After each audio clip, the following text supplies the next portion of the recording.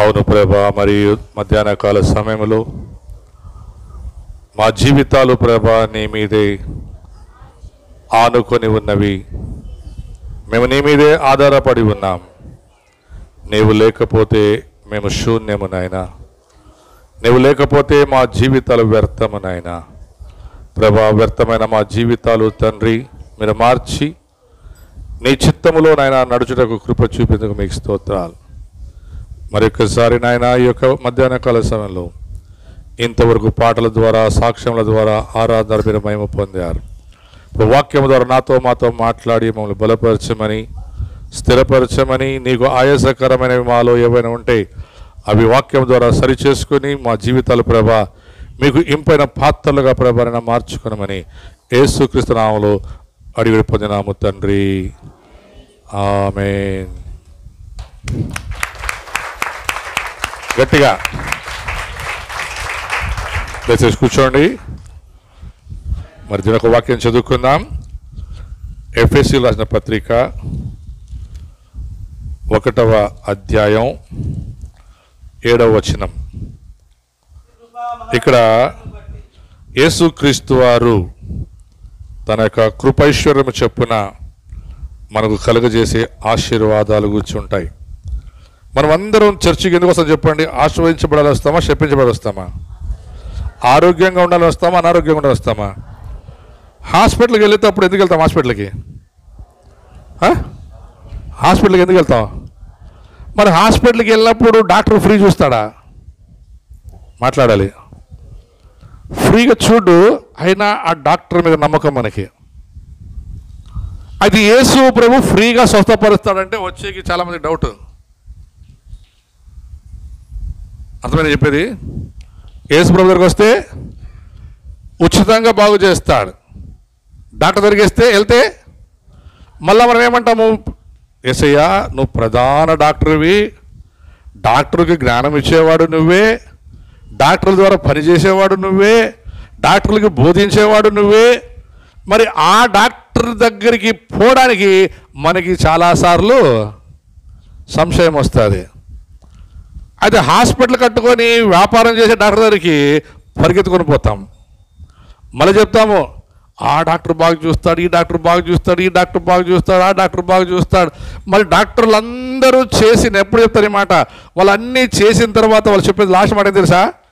ನಾನು ಮಾಡೋದೆಲ್ಲ ಮಾಡಿಬಿಟ್ಟಿನಪ್ಪ, ನಿಮ್ಮ ದೇವ್ರಿಗೆ ಪ್ರಾರ್ಥನೆ ಮಾಡ್ಕೊಳ್ರಿ. ಯಾರಿಗೆ?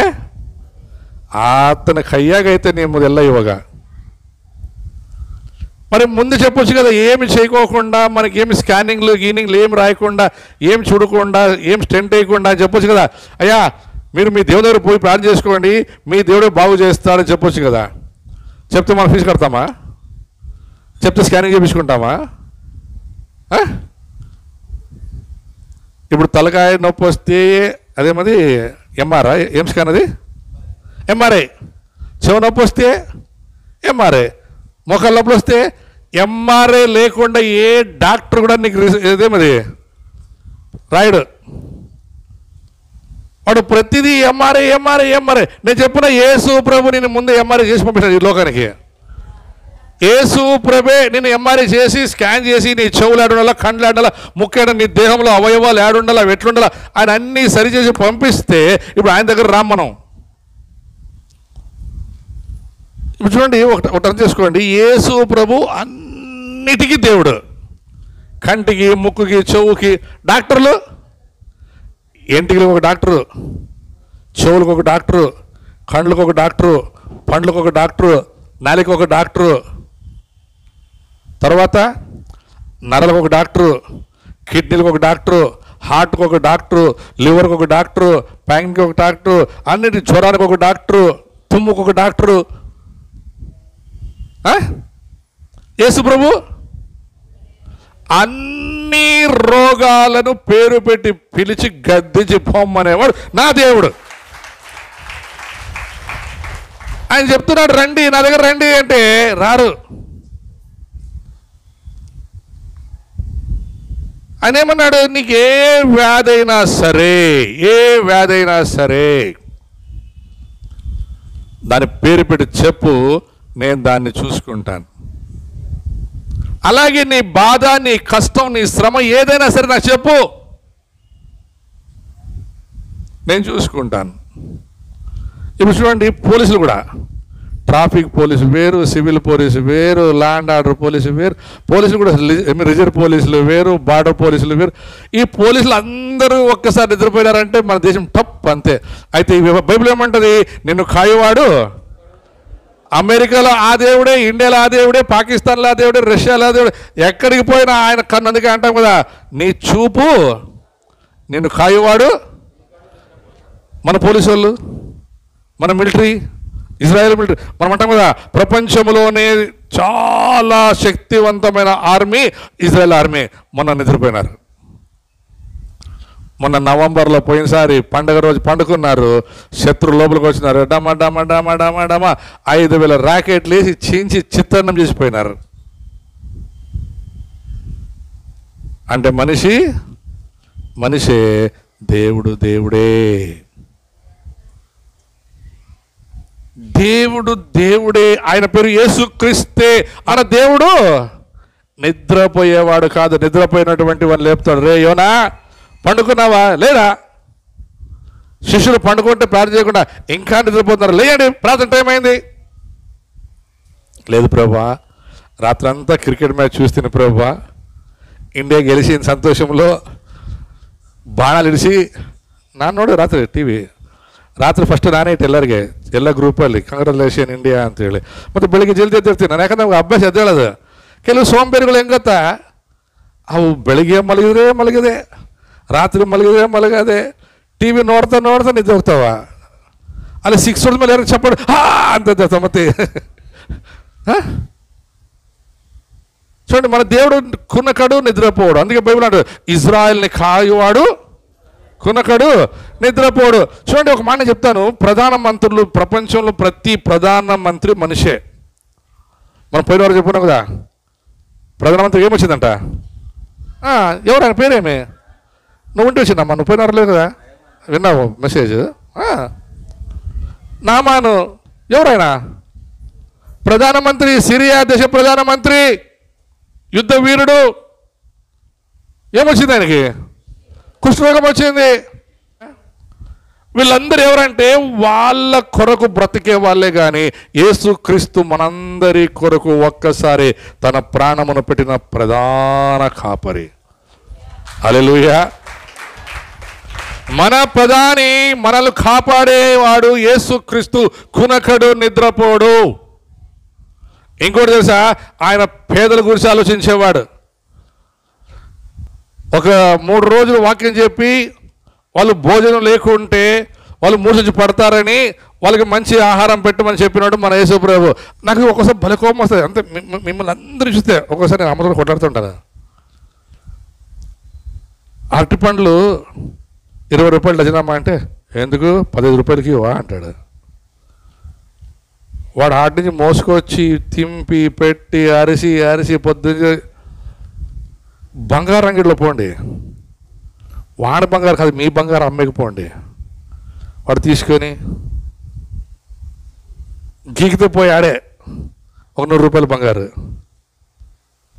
మళ్ళీ వాడు తర్వాత తీసుకొని ఆ బంగారు కొన్నాక ఆ అంగిట్లో కొనంటేమ్మా నీ బంగారు బాగా తీసుకోపో అంటాడు. వాడు గీక్కొని చూడు, నువ్వంతా కొట్లాడతావా? నా 100 రూపాయల బంగారు గీక్కుంటేవా అని. పోనీ నువ్వు బంగారు కొనుక్కున్నావు అనుకో, ఎంత నా తులం అంటే, ఎంతో లేచెల్లా చూసేస్తానులేమ్మా, నువ్వు మా చెల్లే కదా ఏమంటాడు. పెద్దలు పోతే నువ్వు మా అమ్మే కదా, నువ్వు మా అత్తే కదా, మీ అమ్మ వాళ్ళ ఆయన, మీ నాయన వాళ్ళ అమ్మ ఏమన్నా తోడుపుట్టిండ్రా. అంత అయిపోయినాక బిల్ రాస్తాడు వాడు, 75,000 రూపాయలు తులము. అప్పుడు అడుగుతావా నువ్వు, 75,000 ఏంటికి 25,000కి అడగండి చూస్తామంట బంగారు అంగిట్లో పోయి? అడుగుతావు బంగారు అంగిట్లో పోయి? 75,000 ఇక 15 రూపాయలు కాడా ఏంటికి? ఆడ 12 రూపాయలు ఆడ తీసుకోవాల్సింటివి. ఇక అట్లా ముందుకు పోతే 10 రూపాయలు అంటావు, అట్లా ముందుకు పోతే ఆడ కుళ్ళిపోయి 15 రూపాయలు కుళ్ళిపోయిన పరిస్థితి అడిపోయి ఏరుకుంటే అయిపోయా. బంగారం గిట్ల పోతే వ్యాపారం ఏమంటారు, బేరం చేయరు. వీళ్ళు బేరం అంత తేడా, కాయగూరల కాడ, పండ్ల కాడ. ఏమంటే చెప్తుంది సార్, యేసు ప్రభు కాడ బేరం చేసేటట్టు లేదు. ఆయన బంగారు కంటే బంగారు. అందుకే చాలామంది కొనుక్కోరు. కొనుక్కుంటే వాళ్ళు ఇష్టమైన వాళ్ళు గబుక తీసుకొని సార్. యేసు ప్రభు కూడా అది చెప్తున్నాడు. చదవండి త్వరగా. ఎఫెసీయుల పత్రిక 1వ అధ్యాయం 7వ వచనం.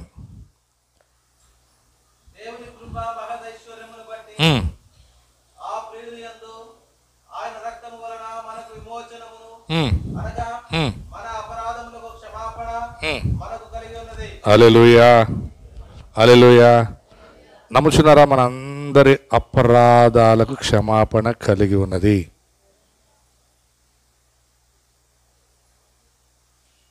ఈ వచనాన్ని మనం బాగా అర్థం చేసుకోవాలి. దాని పైన నుండి చూద్దాం. ఇప్పుడు 3వ వచనం నుండి, 3వ వచనం నుండి. మన ప్రభు అయిన యేసు క్రీస్తు తండ్రి యగు దేవుడు స్తుతింపబడును గాక. ఆయన క్రీస్తునందు పరలోక విషయంలో ఆత్మ సంబంధమైన ప్రతి ఆశీర్వాదమును మనకు, ప్రతి ఆశీర్వాదం అంటే అర్థమేమి? నన్ను చూడడా, ప్రతి ఆశీర్వాదం అంటే అర్థమేమి? అది అర్థమేమి? సింపుల్ చెప్పున, కడుపు నిండా అన్నం, కంటి నిండా నిద్ర, ఉండడానికి ఇల్లు. ఇవి 3 తెలుసా మీకు? దీనికి మించినవి దురాశ.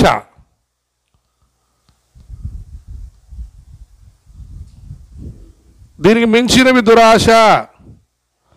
గొంతుకి ఒక నక్లీస్, లేకుంటే మామూలు ఒక చైన్. అది కాకుండా కొంతమంది ఎటు తెలుసా, అన్నీ వేసుకొని బజార్లో పైకి బిక్కి బిక్కి బిక్కి బిక్కి ఇట్లా ముచ్చుకొని అన్ని పరలోక సంబంధమైన సకల ఆశీర్వాదములు ఆయన మనకు దయచేసి ఉన్నాడు. మరి ఆయన ఇచ్చినటువంటి ఆశీర్వాదాలు మనం ఎందుకు పొందుకోలేకపోతున్నామో 22వ అధ్యాయం ప్రకటన గ్రంథం, తొందరగా 22వ అధ్యాయం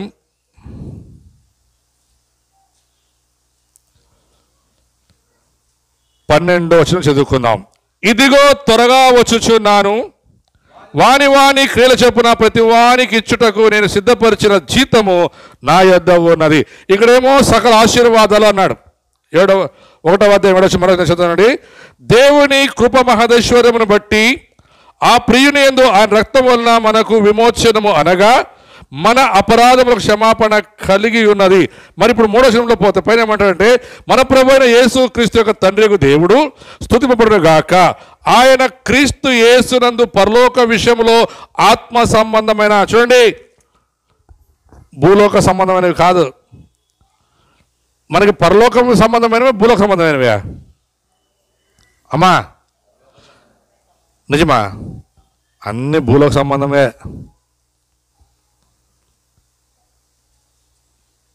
మన ఆలోచన అంతా భూలోక సంబంధమైనవేనా, పరలోకమైనవా? మాట్లాడాలా? భూలోకం సంబంధమే. పెళ్లి చూపులు పోయినామనుకోండి, ఇప్పుడు ఎందుకంటే పెళ్లి చేయను కదా, చాలా పెళ్ళి జరుగుతున్నాయి. ఫస్ట్ పోయినతోనే ఎవరైనా కానీ, పాస్టర్లు కూడా నాకు తెలిసి, మీ అబ్బాయికి రక్షణ ఉందా అని అడుగుతాడా? మీ అబ్బాయి ఏం ఉద్యోగం చేస్తాడు అడుగుతాడా? చెప్తాం. మీ అబ్బాయి రోజు బైబిల్ చదువుకుంటాడా అని అడుగుతామా? మీ అబ్బాయి ఏం చదువుకుంటున్నాడు అడుగుతామా? చెప్పాలి. ఏం చదివినాడు మీ అబ్బాయి? మీ అబ్బాయి రేపు పరలోకానికి పోతాడా అని అడుగుతామా? మీ అబ్బాయి రోజు ఉద్యోగానికి సరిగ్గా పోతాడని అడుగుతామా? మీ అమ్మాయికి పరలోక రాజ్యంలో సీటు నిఖరంగా ఉందని అడుగుతామా? మీ అమ్మాయికి ఏమన్నా చేతి పని, పాడే పని? అమ్మాయిని చూసినప్పుడు అమ్మాయికి పాట వస్తుందా, అమ్మాయికి వంట వస్తుందా, కొంచెం నడిచి చూడమ్మా, పాదాలు ఏమంటారు, ఫ్లాట్ పాదాలు ఉండకూడదు అంట, పాదం ఇట్లా ఏమది తగ్గుండాలంట. నీ ముఖానికి తగ్గిపెట్ట. చేసింది ఎవరు? ఆయనకు తెలియదు ఎట్లా చేయాలని. ఆయన తెలుసు నీ ఫ్లాట్ పాదమో లేకుంటే అదే మరి తగ్గు పాదమో ఏం చేయాలి ఆయన తెలుసు. ఆ పాదానికి ఎంత శక్తి ఉంటే ఆ పాదానికి దేవుడికి ఇంకా శక్తి ఉండాల. అసలు ఈ 3వ వచనం చదవండి, 3వ వచనం చదవండి. ఎఫెసీ పత్రిక. మన ప్రభు అయిన యేసు క్రీస్తు యొక్క తండ్రి యొక్క దేవుడు స్తుతింపడును గాక. ఆయన క్రీస్తునందు, చూడండి, తండ్రి యేసు క్రీస్తునందు మనకు పరలోక సంబంధమైన ప్రతి ఆశీర్వాదమును మనకు అనుగ్రహించను. ఎట్లనగా తన ప్రియుని యందు తాను ఉచితముగా మనకు అనుగ్రహించెను. ఎట్లా చెప్పండి చెప్పండి అమ్మా. ఉచితముగా, ఫ్రీగా, పరలోక సంబంధమైనటువంటి ఆశీర్వాదాలు దేవుడు మనకి ఇస్తే అవి కాదు మనకు కావాల్సింది. ఇప్పుడు మీ అబ్బాయి ఏం ఉద్యోగం చేస్తాడు, మీ అమ్మాయికి జీతం ఎంత, మీ అబ్బాయికి దేవుడు వాక్యం చెప్పేకి వస్తుందా,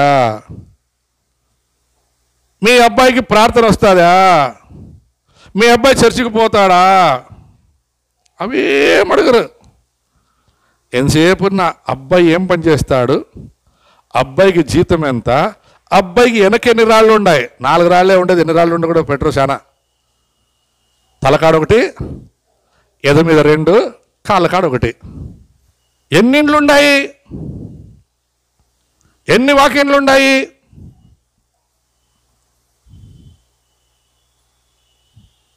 ఎవరైనా సరే ఈ రోజుల్లో పాస్టర్లు కూడా వాళ్ళ పిల్లలకి సంబంధాలు చూస్తే ఫస్ట్ అడిగేది అదే, అబ్బాయికి బాగుండాలంట. అబ్బాయికి ఏముండాలంట, బాగుండాల. పరలోక సంబంధమైన ఆశీర్వాదాలు మనకు ఉంటే అవన్నీ మనకు వస్తాయి ఖచ్చితంగా. మనం ప్రకటనలోకి వెళ్ళే ముందు ఒకసారి మళ్ళీ వాపస్ వెనక్కి వెళ్దాం. మత్తయి సువార్త 6వ అధ్యాయం, మత్తయి సువార్త 6వ అధ్యాయం చదువురా. The book of Matthew 6 chapter verse 30. Read. No. Read from beginning.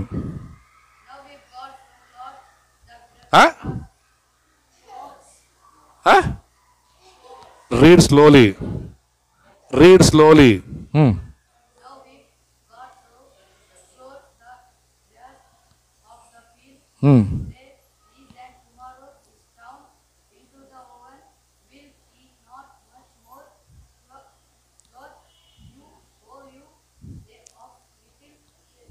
Oh, you of little faith. Very good. చెప్పాలి ఒకటి రోజులా.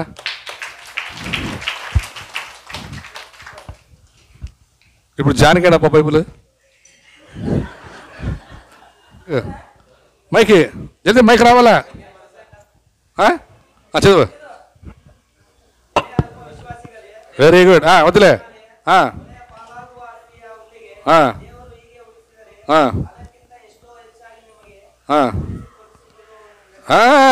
గట్టిగా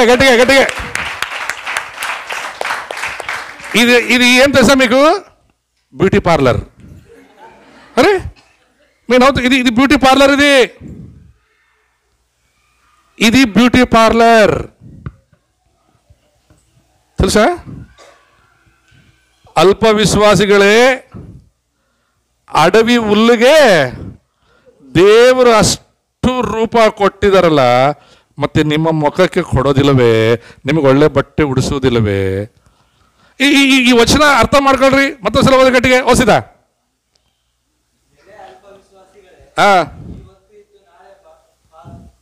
ನಾಳೆ ಪಾಪ ಅಂತೈತಲ್ಲಿ.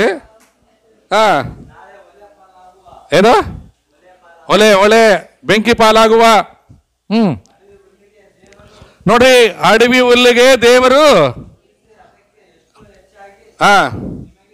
ಅದಕ್ಕಿಂತಲೂ ಹೆಚ್ಚಾಗಿ ನಿಮಗೆ ಉಡಿಸಿ ಕಳಿಸೋದಿಲ್ಲವೇ ಗಂಡನ ಮನೆಗೆ? ಎಲ್ಲ ಒಂದೇ. హలో, పరలోక సంబంధమైన సకల ఆశీర్వాదాలు అంటే ఏం తెలుసా మీకు? అందం. లెమో తేజరిల్లెమో యెహోవా మహిమ నీ మీద ప్రకాశించును. ఇంగ్లీష్లో ప్రకాశించుంటుంది. The God's glory will be shine upon you అని ఉంటుంది తెలుసా? దేవుని మహిమ ఉండాలి. నేను ఒక పాస్టర్ చూసినాను, పేరు చెప్పును. నేను ఒక పాస్టర్ చూసినాను, వినండి. నేను ఒక పాస్టర్ చూసినాను. ఆయన తెల్లగా ఉంటాడు. ఆయన తెల్లగా is like a Milky cream. ఆయన చర్చిలో వాక్యం చెప్పేకి వచ్చే ముందు గంట సేపు మేకప్ చేసుకుంటారంట. చేసుకోండి, మేకప్ చేస్తారంట. ఆయనకి వచ్చి వాక్యం చెప్పేది 15 నిమిషాలు. 15 నిమిషాలు వాక్యం చెప్పేకి గంట మేకప్. మనిషి మళ్ళీ తెల్లగా మిల్కీ లాగా ఉంటాడు మనిషి. ఇప్పుడు చెప్పండి, ఆయన ఒక సేవకుడై ఉండి గంట సేపు మేకప్కి టైం వేస్ట్ చేసి వాక్యం చెప్పేది ఎంతసేపు? ఆ 15 నిమిషాలు వాక్యం చెప్పేకి 5 లక్షలు ఇవ్వాల. ఎంత ఇవ్వాలా? 5 లక్షలు ఇవ్వాల. ఆయన వచ్చి ఇదే వాక్యం చెప్తాడు మళ్ళా. అల్ప విశ్వాసులారా, దేవుడు నేడుండి రేపు పొయ్యిలో వేయబడే అడవి గడ్డినే ఏం వాక్యం వచ్చానా? నేడుండి రేపు పొయ్యిలో వేయబడే అడవి గడ్డినే దేవుడు ఇలాగూ అలంకరించితే, అల్ప విశ్వాసులారా, ఆయన డ్రెస్ చేసుకునే కూడా ఆ బ్యూటీ పార్లర్ వాళ్ళకి చెప్పాలంటే ఏం డ్రెస్ చేసుకోవాలా అని. మరి సేవకులు ఎట్లుంటే వాళ్ళ సంఘం ఎట్లుంటుంది నాకు అర్థం కాదు కొన్నిసార్లు. నా బాధ ఏమంటే, నేను చదివినట్లు బైబిల్ మీరు చదవండి గట్టిగానే నా బాధ. అప్పుడు మీకు మంచి మొగుడు దొరుకుతాడు, మీకు మంచి పెండ్లం దొరుకుతుంది. పరలోక రాజ్యానికి ప్రవేశించాలి, పరలోక రాజ్యపు ఆశీర్వాదాలు కావాలి, దేవుని దీవెనలు కావాలంటే వాక్యం వాక్యం వాక్యం వాక్యం వాక్యం వాక్యం చదివేకి రాదు. పెళ్ళప్పుడు నేను ఈ మధ్య స్టార్ట్ చేయాను. నేను కూడా పెళ్లి కొడుకు పెళ్లి కూతురు బైబిల్ చదవాల, బైబిల్ పక్కన చదవకూడదు. ఆడు తెలిసిపోతుంది వాళ్ళ బండవాళ్ళం అంతా. సుధారాణి ఓదమ్మా, మార్క్ బర్ర సువార్తె 3ನೇ అధ్యాయం 12వ వచనం. ಬೇಗ మార్క్ బర్ర సువార్తె 3ನೇ అధ్యాయం 12వ వచనం. ಎಲ್ಲಿಂದ? ನಿನ್ನ ಹೆಸರೇನು? ನಿನ್ನ ಹೆಸರು ಸೋನಿ. ಫಸ್ಟ್ ಸೋನಿ, ಆಮೇಲೆ ಸುಧಾರಾಣಿ, ಆಮೇಲೆ ಮೇಘನ ಆದಮೇಲೆ ರೂತ್. ಬೇಗ ಬೇಗ ಬೇಗ. ನೀನು ದೇವಕುಮಾರನೆಂದು ಕೂಗುತ್ತಿದ್ದವು, ಆದರೆ ಆತನು ತಾನು ಇಂತಹವನೆಂಬುದಾಗಿ ಯಾರಿಗೂ ಪ್ರಕಟಿಸಬಾರದೆಂದು ಅವರಿಗೆ ಬಹು ಖಂಡಿತವಾಗಿ ಹೇಳಿದನು. ಆಮೇಲೆ ಯೇಸು ಬೆಟ್ಟವನ್ನು ಹತ್ತಿ ತನಗೆ ಬೇಕಾದವರನ್ನು ಹತ್ತಿರಕ್ಕೆ ಕರೆಯಲು ಅವರು ಆತನ ಬಳಿಗೆ ಬಂದರು. ಆತನು 12 ಮಂದಿಯನ್ನು ಆರಿಸಿ ಅವರ ತನ್ನ ಸಂಗಡ ಇರಬೇಕೆಂತಲೂ ದೆವ್ವಗಳನ್ನು ಬಿಡಿಸುವ ಅಧಿಕಾರವುಳ್ಳವರಾಗಿ ಸುವಾರ್ತೆಯನ್ನು ಸಾರುವುದಕ್ಕೆ ಆತನು ಅವರನ್ನು ಕಳುಹಿಸುವೆಂತಲೂ ಆ 12 ಮಂದಿಯನ್ನು ಆರಿಸಿ ನೇಮಿಸಿದನು. ಸಾಕು ಸಾಕು. ನೆಕ್ಸ್ಟ್ ಗಡಿ ಚಪ್ಪಲ್ ನೋಡ್ರಿ, ಭಾಳ ಸ್ಪೀಡ್ ಐತೆ ಅಂದರೆ. ಮಾರ್ಕ್ ಬರೋ ಸುವಾರ್ತೆ 3ನೇ ಅಧ್ಯಾಯ, ಅಲ್ಲಿಂದನೇ, ನನಗೆ ಕೆಳಗಿಂದ ಬೇಡ. ನೀನು ದೇವಕುಮಾರನೆಂದು ಕೂಗುತ್ತಿದ್ದ, ಆದರೆ ಆತನು ತಾನು ಇಂಥವನೆಂಬುದಾಗಿ ಯಾರಿಗೆ ಪ್ರಕಟಿಸಬಾರದೆಂದು ಹೇಳಿದನು. ಅವರಿಗೆ ಬಹು ಖಂಡಿತವಾಗಿ ಹೇಳಿದನು. ಆಮೇಲೆ ಯೇಸು ಬೆಟ್ಟವನ್ನು ಹತ್ತಿ ತನಗೆ ಬೇಕಾದವರನ್ನು ಹತ್ತಿರಕ್ಕೆ ಕರೆಯಲು ಅವರು ಸಾಕು ಮುಂದೆ ಕೊಡು. ನೀನು